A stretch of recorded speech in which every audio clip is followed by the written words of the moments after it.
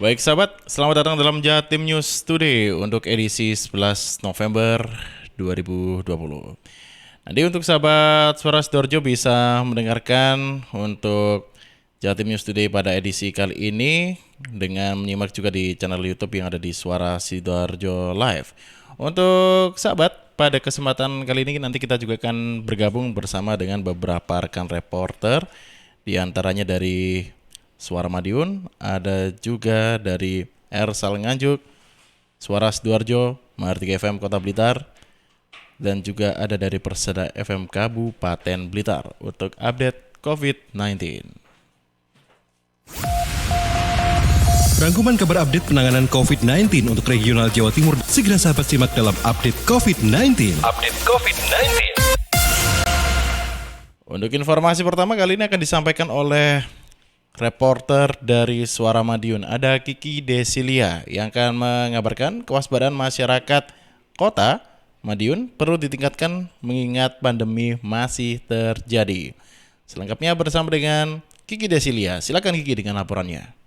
Sahabat Jatim News Today, kasus sembuh bertambah lagi. Setidaknya 2 kasus sembuh bertambah di Kota Madiun Jumat 27 November 2020. Kasus sembuh datang dari nomor 189 dan 206.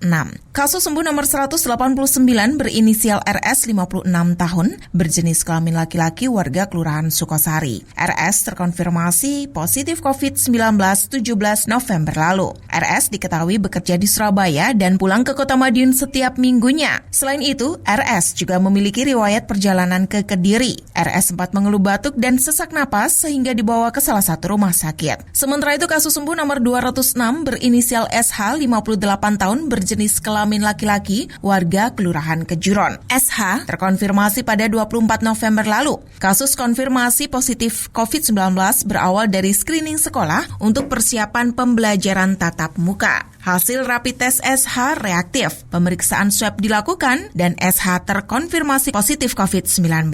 Berdasarkan penelusuran, SH diketahui melakukan perjalanan luar kota sebelum tes rapid dilakukan. Sahabat Jatim News Today, kasus konfirmasi tetap 209 orang dengan 179 orang diantaranya telah sembuh. 18 orang masih dalam perawatan, 2 orang isolasi mandiri di rumah, dan 10 orang meninggal dunia. Saya Kiki Desilia, Suara Madiun untuk Jatim News Today. Baik, terima kasih Kiki Desilia atas laporannya. Dan selanjutnya, sahabat, kita akan bergabung bersama dengan reporter dari Nganjuk ya. Kali ini bersama dengan Agustin Mertigawati dari Ersal Nganjuk yang akan mengabarkan bertambah 10 pasien baru, tren COVID-19 naik lagi di Nganjuk. Selengkapnya bersama dengan Agustin Mertigawati. Silakan dengan laporannya, Agustin. Kasus COVID-19 di Kota Angin belum ada tanda-tanda penurunan. Setelah ada penambahan 25 kasus pada hari Rabu 25 November dan 6 kasus pada hari Kamis 26 November, kemarin kembali ada penambahan 10 pasien baru. Dari puluhan pasien baru tersebut, mayoritas melakukan isolasi mandiri. Dari 10 pasien yang dinyatakan terkonfirmasi positif, kemarin 6 diantaranya memilih isoman. Mereka adalah lelaki berusia 61 tahun asal Tanjung Anom, perempuan berusia 61 tahun asal Ceret, anak perempuan berusia 2 tahun asal Bagor. Ada pula perempuan berusia 37 tahun asal Ceret dan perempuan berusia 60 tahun asal Nganjuk. Juru bicara percepatan penanganan COVID-19 Nganjuk, Dr. Hendrianto mengatakan, mereka yang keberatan dirawat di rumah sakit rata-rata lansia dan anak-anak. Selain 6 pasien yang memilih melakukan isoman, ada 4 pasien baru lain yang dirawat di sejumlah fasilitas kesehatan. Adalah perempuan berusia 24 tahun asal Nganjuk yang dirawat di Empu Sendok. Selanjutnya pria berusia 23 tahun asal Sukamoro yang dirawat di RSUD Dolopo Madiun. Ada pula perempuan berusia 18 tahun asal Rejoso yang dirawat di Empu Sendok. Terakhir, lelaki berusia 62 tahun asal Rejoso yang dirawat di Empu Sendok. Dengan penambahan 10 kasus terkonfirmasi baru tersebut, di Nganjuk mencapai 760 orang. Dari jumlah tersebut, sebanyak 75 orang diantaranya menjalani perawatan dan jumlah isoman sebanyak 31 orang. Dari Agustin Mertigawati, Suara Anjuk Ladang Nganjuk. Baik, terima kasih Agustin Mertigawati dari Ersal Nganjuk yang sudah berbagi informasi. Selanjutnya kita akan ke Kabupaten Sidoarjo. Kali ini bersama dengan Karina Putri dari Suara Sidoarjo yang akan mengabarkan pemerintah Kabupaten Sidoarjo beri bantuan 7 ambulans dan mesin serologi ke 7 puskesmas. Selengkapnya bersama dengan Karina Putri. Silakan dengan laporannya. Sebanyak 7 puskesmas mendapat bantuan ambulans beserta mesin tes serologi yang berfungsi sebagai penilaian lebih akurat terhadap hasil rapid test dari pemerintah Kabupaten Sidoarjo. Bantuan itu diberikan dalam rangka memperingati Hari Kesehatan Nasional ke-56. Hudiono selaku PJ Bupati Sidoarjo mengatakan, dari total 26 puskesmas yang ada di Kabupaten Sidoarjo, kini hanya tinggal 2 puskesmas yang masih belum memiliki ambulans. Sedangkan untuk mesin tes serologi, tercatat ada 8 puskesmas yang sudah memilikinya. Ke-8 puskesmas itu yaitu di Kecamatan Taman, Kecamatan Krian, Waru, dan Kecamatan Sidoarjo yang memiliki mesin tes serologi jenis Ebot. Adapun 4 lainnya yaitu di Kecamatan Porong, Sukodono, Tarik, dan Kecamatan Monoayu yang memiliki mesin tes serologi jenis Roshi. Peringatan Hari Kesehatan itu sendiri dimanfaatkan Hudiono dengan melaksanakan menggelar goes bareng Forkopimda, dan dalam kesempatan itu ia terus mengkampanyekan gerakan 3M, yaitu memakai masker, mencuci tangan, dan menjaga jarak. Hudiono menambahkan jika masyarakat di wilayah Kabupaten Sidoarjo sudah mulai kendor melaksanakan gerakan 3M sendiri, karena hal itu ditemukan ada kenaikan jumlah kasus positif COVID-19, sehingga menyebabkan daerah Kabupaten Sidoarjo masih susah untuk masuk ke dalam zona kuning. Maka dari itu Hudiono berpesan agar masyarakat tidak lagi kendor terhadap penerapan protokol kesehatan. Demikian saya Karina Putri, Suara Sidoarjo melaporkan untuk Jatim News Today.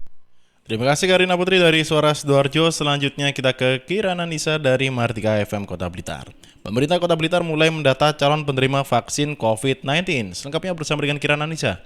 Silakan dengan laporannya. Meski vaksin COVID-19 hingga kini masih dalam proses, namun pemerintah Kota Blitar mulai melakukan beberapa persiapan, diantaranya pendataan calon penerima vaksin yang diprediksi tiba tahun depan. Didik Jumianto, Kepala Bidang Pengendalian Penyakit Menular, Dinas Kesehatan Kota Blitar saat dikonfirmasi Kamis 26 November 2020 mengatakan, pendataan ini tidak hanya dilakukan dinas setempat, namun juga beberapa pihak terkait lainnya, mengingat vaksin COVID-19 tidak hanya ditunjukkan bagi tenaga kesehatan saja, namun juga anggota TNI Polri, Dinas Perhubungan, pemadam kebakaran, dan lain-lain. Didik menjelaskan pendataan dilakukan sembari menunggu instruksi lanjutan dari pemerintah pusat. Mengingat hingga saat ini belum ada sosialisasi Juknis dan Juklak vaksinasi COVID-19.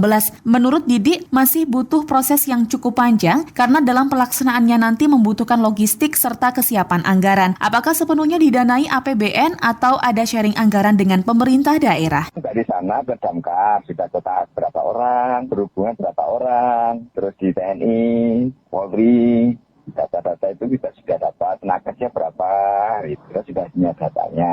Pokoknya itu yang diutamakan itu dulu. Sebelumnya Syahrul Alim, Ketua DPRD Kota Blitar mengatakan, pemerintah kota telah menyiapkan anggaran khusus penanganan COVID-19 di APBD 2021, termasuk anggaran vaksinasi COVID-19 yang disiapkan di belanja tak terduga, sekitar 6-7 miliar rupiah. Kirana Nisa, Mahardika FM.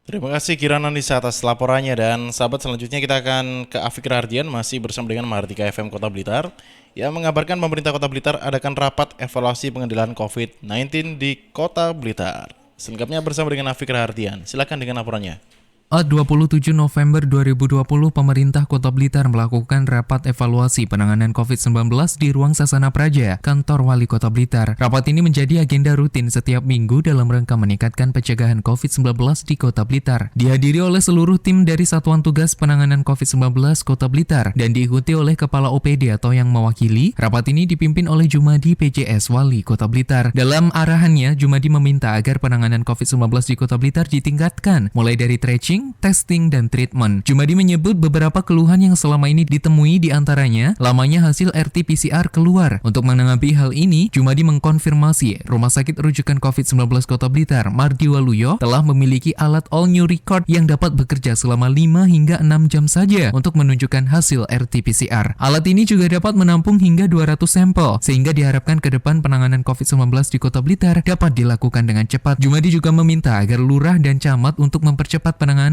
Jika menemukan warga yang mengarah ke COVID-19, segera dilakukan penanganan atau dibawa ke rumah sakit. Tadi rumah sakit sudah punya akun untuk all new record, sehingga 5,5 jam sampai 6 jam sudah hasilnya bisa keluar. Itu insya Allah tidak sampai sehari, 5 jam bisa selesai. Minggu depan mungkin bisa jalan. Jumadi meminta agar warga Kota Blitar terus menerapkan protokol kesehatan COVID-19. Hal ini bertujuan untuk meminimalisir penyebaran di Kota Blitar. Afik Rahardian, Mahardika FM. Selanjutnya kita ke Kabupaten Blitar. Ada Risma Irina dari Persada FM Kabupaten Blitar yang mengabarkan pemerintah Kabupaten Blitar lakukan pendataan untuk penerima vaksin COVID-19. Baik, Risma Irina silakan dengan laporannya. Juru bicara gugus tugas percepatan penanganan COVID-19 Kabupaten Blitar Krisna Yekti mengatakan, hingga saat ini belum menerima vaksin COVID-19. Pihaknya masih mendata calon penerima vaksin. Ia menjelaskan pendataan sudah dilakukan sejak lama, hanya saja masih terus direvisi karena ada kerjasama dengan BPJS. Artinya penerima vaksin COVID-19 kemungkinan yang terdaftar di BPJS. Sementara penerima vaksin nantinya difokuskan kepada tenaga kesehatan, TNI Polri, pegawai yang langsung berhubungan dengan masyarakat luas, masih berumur 18 hingga 59 tahun. Selain itu juga orang-orang yang melakukan pelayanan umum seperti di stasiun dan terminal, Dinas Penanaman Modal dan PTSP, Disbenduk Capil, serta orang-orang yang ada di pasar. Krisna menambahkan informasi waktu vaksin COVID-19 diberikan awal 2021 sebab ini merupakan penyakit baru sehingga pembuatan vaksin tidak bisa dilakukan secara instan dan perlu waktu yang panjang. Saat ini pemerintah sedang melakukan uji klinis. Demikian saya Risma Irina, LPPL Radio Persada FM Kabupaten Blitar melaporkan untuk Jatim News Today. Baik, terima kasih Risma Irina dari Persada FM Kabupaten Blitar yang sekaligus menutup untuk Jatim News Today edisi 28 November 2020 yang tadi juga sudah disampaikan beberapa laporan dari 6 reporter ya. Dan sahabat, kita akan berjumpa lagi untuk Jatim News Today edisi selanjutnya yang bisa Anda dengarkan setiap hari Senin sampai dengan Sabtu di jam 11:05. Wassalamualaikum warahmatullahi wabarakatuh. Perkembangan penanganan COVID-19 untuk wilayah regional Jawa Timur sudah sahabat simak dalam update COVID-19. Update COVID-19 bisa sahabat simak Senin sampai Sabtu jam 11 siang. Persembahan dari Asosiasi Lembaga Penyiaran Publik Lokal Jawa Timur.